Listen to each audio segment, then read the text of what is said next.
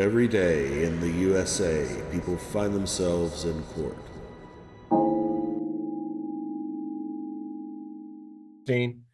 It's case number 2023 CR 300066. The defendant appears in the office of his attorney, Darren Patterson. Amber Norris appears for the state of Kansas. This matter comes before the court at this time for sentencing. Court's docket notes indicate that the defendant appeared before this court on February 21 of 2025. At that time, he pled guilty to count 2, battery, a Class B misdemeanor, count 3, criminal trespass, a Class B misdemeanor, count 4, assault, a Class C misdemeanor, and then count 5, criminal possession of a firearm by a convicted felon, a level 8 non-person felony. A pre-sentence report was ordered and sentencing was set for today. Court has received a pre-sentence investigation report compiled by Sarah Wheeler, pre-sentence investigator, who is present on this meeting with us. I'll also note that I received some additional documents from Mr. Patterson's office. One is entitled Alcohol and Drug Assessment. The other, Addiction Recovery Counseling Services, LLC, Certificate of Completion. I trust, Ms. Norris, that you've received those documents as well? Yes, Your Honor, by email this morning. Very well. I'll ask the state's attorney first. Is there any objection to the criminal history which is stated in the pre-sentence report? No, Your Honor. Any objection by the defense, Mr. Patterson? No objection, Your Honor. Court will adopt the criminal history as stated in the report and finds that the criminal history score applicable to today's sentencing is criminal history score H, and the court will proceed further accordingly.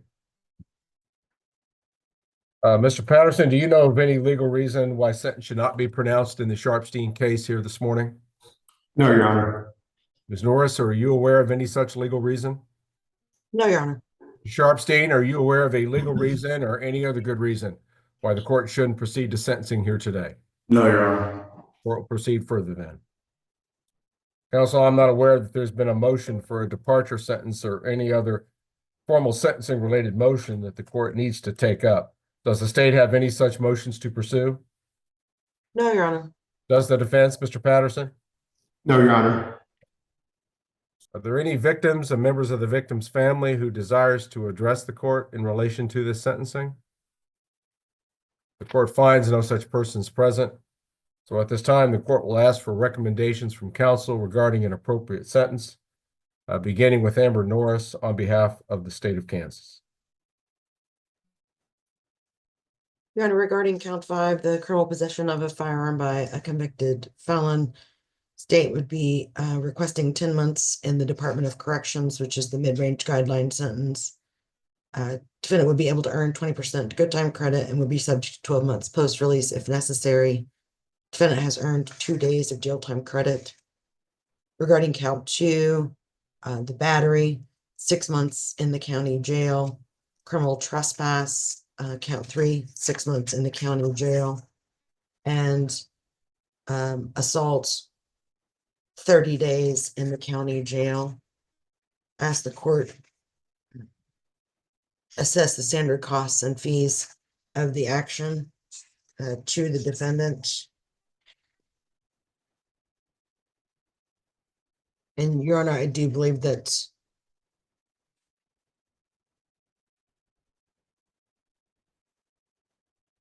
I think Mr. Patterson was initially appointed, but then maybe retained thereafter. Is that right, Darren?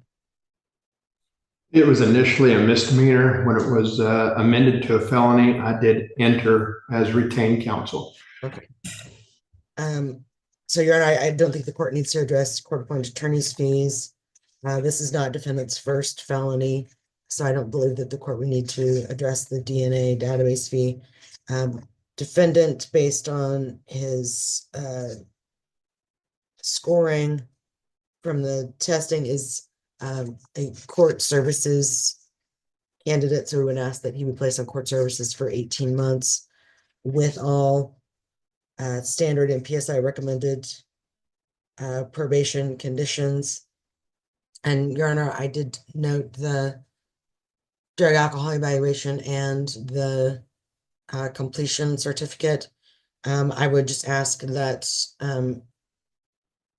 based on the fact that the defendant was extremely intoxicated, according to his own statements, at the time of the commission of this offense, whether or not that drug alcohol evaluation and treatment would satisfy court services, but we would ask that he have drug alcohol treatment, and if what he's already done is satisfactory, then obviously he would not necessarily need to complete anything further.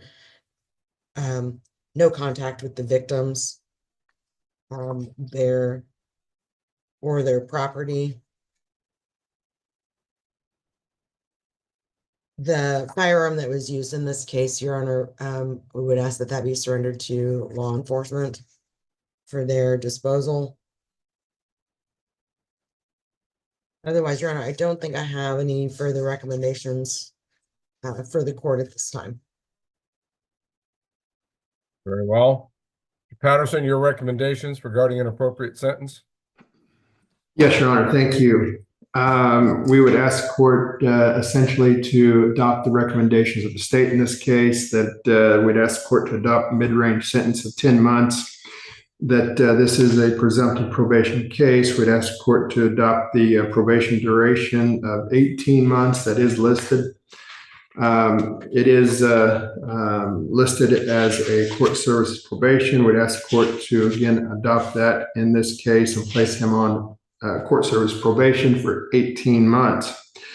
Your Honor, this case deserves, I think, a little bit more explanation than just restating what's in the PSI, just so the court has some background information. I think this is a case where pretty obviously from the reports, from the statements of the victims, it was beyond serious. It was a case where it placed these individuals in fear, placed them, and Mr. Sharpstein luckily was not shot by doing any of this. So it is a very serious matter. He's taken that as such.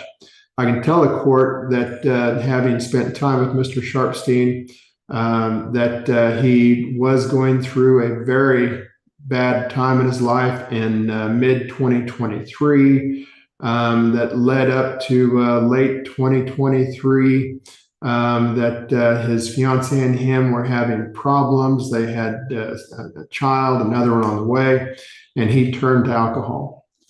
He turned to alcohol to where it continually got worse until in December of 2023, all of this charge and other charges happened, and it really wreaked havoc with his life until he determined through the support of his fiancée that he needed to just get away from alcohol. That's where it led into him getting the drug and alcohol assessment, and immediately following the assessment and immediately getting into treatment so that he could gain sobriety. Judge, having gone through all of that, he is on the road to recovery. And I say on the road, it's not something that he's there, and he probably won't be the rest of his life. But following the treatment that the certificate is there, he also did some further aftercare so that he knew that he needed to stick with some support. But he also has support from his fiancée now. They have reconciled. They've got back together. They have 3 kids in the home that they are raising. Mr. Sharpstein is employed currently with Right Away LLC, who does work for the oil companies and clearing right-of-ways for them. The owner of that company is here today in support of Mr. Sharpstein. He is a good support system for him, and I can tell the court from what I have learned is that during the time Mr. Sharpstein was going through these difficulties, he was not employed with Right Away during that period of time because that company doesn't put up with that kind of behavior. That now that Mr. Sharpstein's back on the track of being sober and a good employee. He's back to working with right away. And I think Mr. Antonio Rodriguez is here to support him in trying to continue to work, stay sober, and be a good person in society. So the job is something I think that is important and good for him as well as his family. As I said, they have 3 children at home. His wife or fiance is an LPN. She's had to reduce some of her hours in order to be at home more, as well as my client. It has the ability to be at home some so they can share the daycare duties. They have a 6-year-old, a 5-month-old, and a 16-year-old, so that it does require a lot of help in the house, and he has helped take that role with his fiance. So he has a lot of support at home, a lot of support at work, and this is something that he is asking the court to allow him to continue with, so that he can continue towards getting his life back together. I know that talking with him, that he can see the problems and really the issues that he has caused to others around him. I know that he wants to make statements concerning that, but I'll leave that to him. But Judge, we would ask the court to grant him an 18-month probation here today.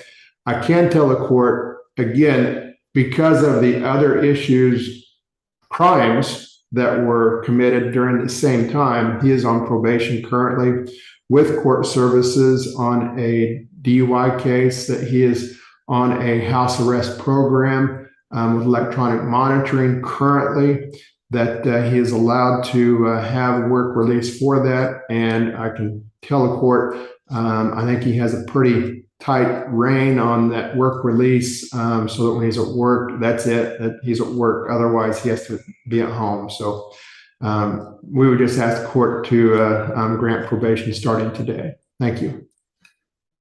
Thank you, Mr. Patterson. At this time, the court will address the defendant, Jordan Sharpstein, personally and ask him if he has any statements that he wishes to make in mitigation of punishment or anything further that he would like to present to the court. Mr. Sharpstein? Your Honor, as Mr. Patterson said, mid-2023, I started hitting a rough patch. We had a lot going on, my fiance and I. That's no excuse. I understand that. I'm just disgusted with what all has happened. This is not the person I am, nor the person I want to be. Yeah, I don't even know what to say. It's disgusting to me. I have taken the track, gotten on the path to taking the steps I need to better myself, not only for me, but mostly for my family. They need me. You know, as he stated, we have 3 kids. I have a hefty mortgage. Anyways, I am truly sorry for what had happened. I did not intend to cause any problems to anybody. I don't recall what had happened that night, but looking back, I'm just disgusted with it. And I don't even know what to say about that. And that's about it. Very well, Mr. Sharpstein.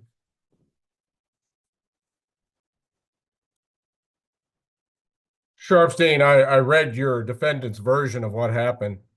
It's a lot like what you just recited to the court. You wrote, "I do not really recall. I was heavily intoxicated at the time of the offense." Why did you commit this offense? Mr. Sharpstein wrote, "Intoxicated."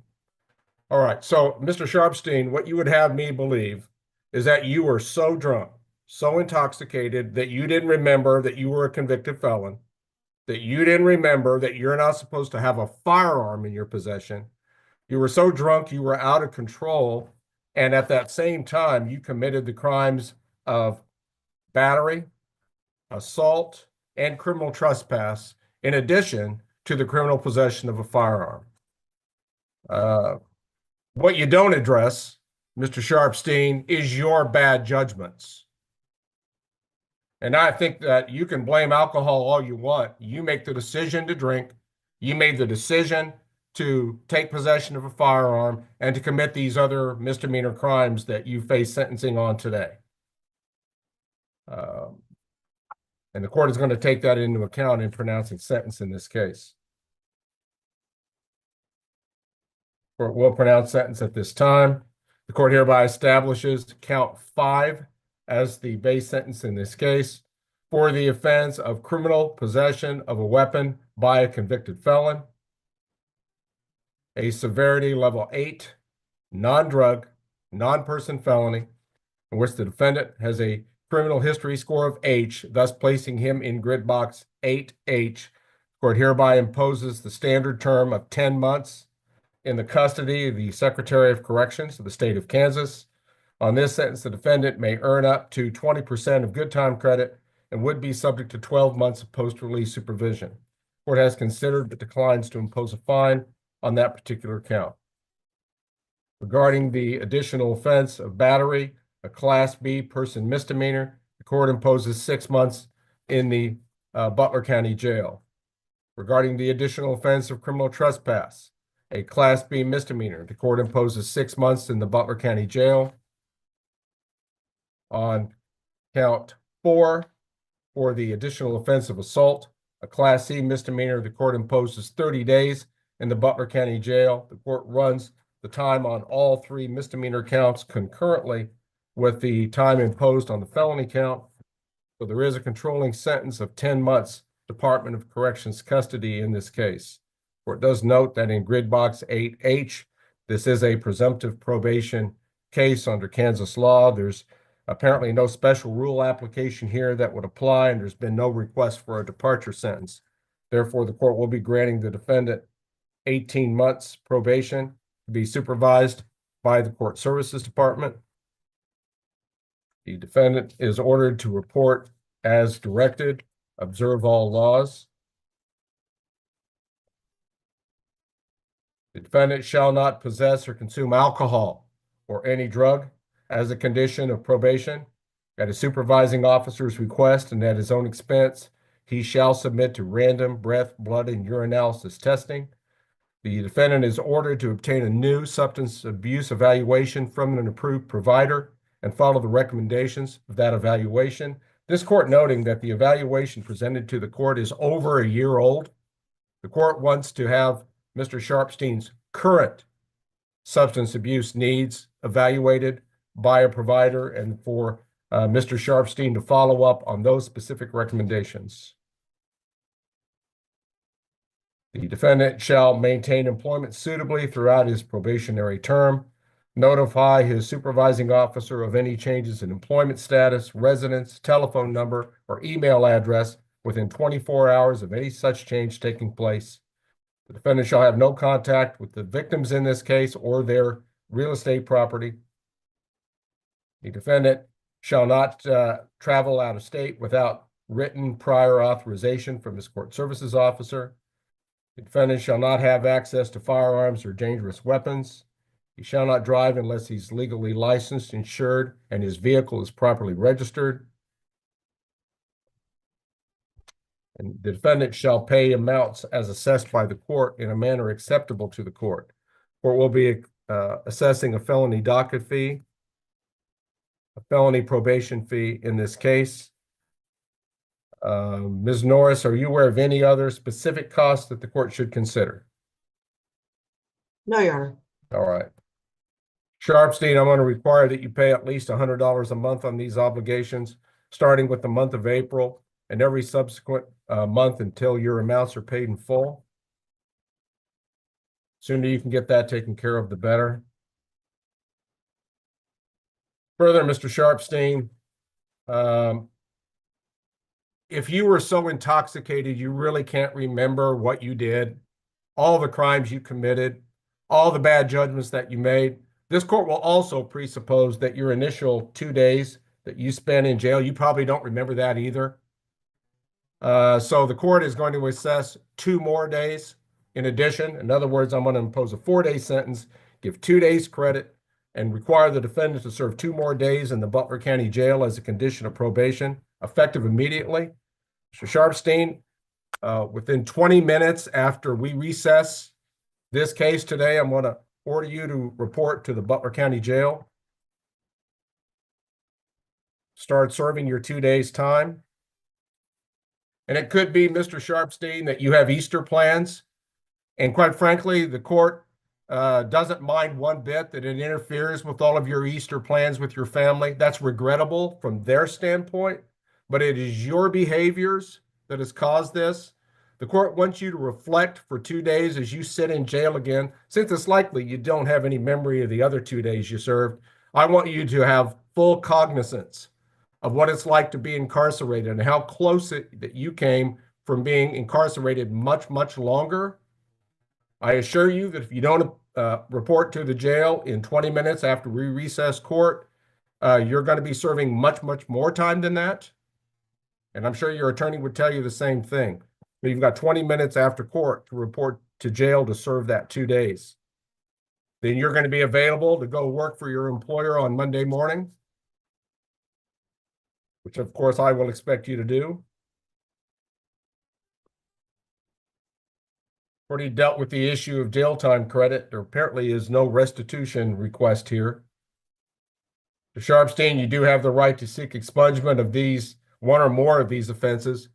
Certain statutory limitations do apply to your rights to seek expungement. If you have any questions about your right to someday seek expungement of these offenses, you can address your questions to a lawyer like Mr. Patterson. I'm sure get your questions answered.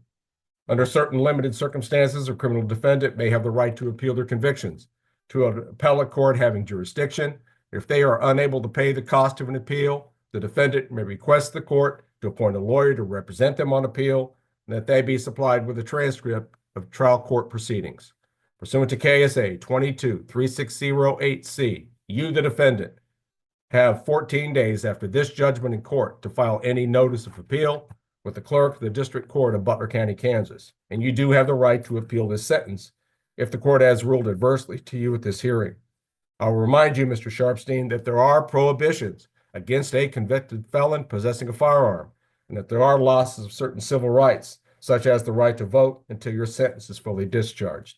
As to any firearm or weapon that may be in the possession of the sheriff's office as part of this case, the court's going to order that forfeited to that law enforcement department for further disposition. All right, I'm looking at my notes from this sentencing, Ms. Norris.